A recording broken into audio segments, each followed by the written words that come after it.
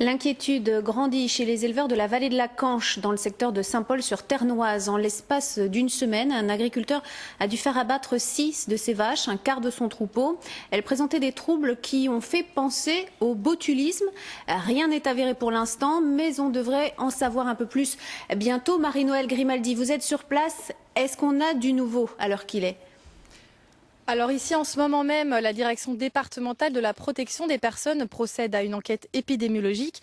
Des prélèvements sont actuellement en cours d'analyse à l'Institut Pasteur de Paris, mais on ne saura les résultats que dans une dizaine de jours. Donc on ne peut effectivement pas confirmer la thèse du botulisme pour le moment. Cela dit, j'ai pu parler avec un vétérinaire qui s'occupe habituellement de l'exploitation. Et selon lui, les symptômes cliniques qu'il a pu relever sur les bêtes malades sont caractéristiques de la maladie. Les bêtes étaient en effet paralysées, elles refusaient de manger et de boire alors qu'elles étaient auparavant en excellente santé. Marie-Noëlle, est-ce qu'on a une idée des causes de cette contamination s'il s'agissait du botulisme ?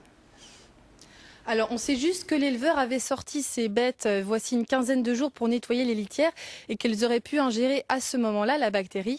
On sait aussi, selon les professionnels, qu'une des principales sources de contamination du botulisme, ce sont les exploitations aviaires. Elles produisent en effet un fumier particulier où se développe facilement la bactérie qui est ensuite transportée par le vent aux alentours. Et ici, il se trouve justement une exploitation aviaire à proximité de l'élevage. Est-ce que c'est une maladie qui peut être dangereuse pour l'homme ? Alors, pas de problème de santé publique, a priori. Selon le vétérinaire que j'ai interrogé, la toxine botulique se détruit au contact de l'oxygène et sous l'effet de la chaleur. Donc, même si vous consommez du lait de vache contaminé, il n'y a pas de problème. Pareil pour la viande, si elle est conservée dans de bonnes conditions. La seule réserve, c'est peut-être le ramassage des produits de la terre à proximité des exploitations concernées, car la bactérie survit dans le sol, parfois pendant plusieurs mois, voire plus d'1 an. Merci Marie-Noëlle Grimaldi pour ces précisions. Depuis quelques minutes.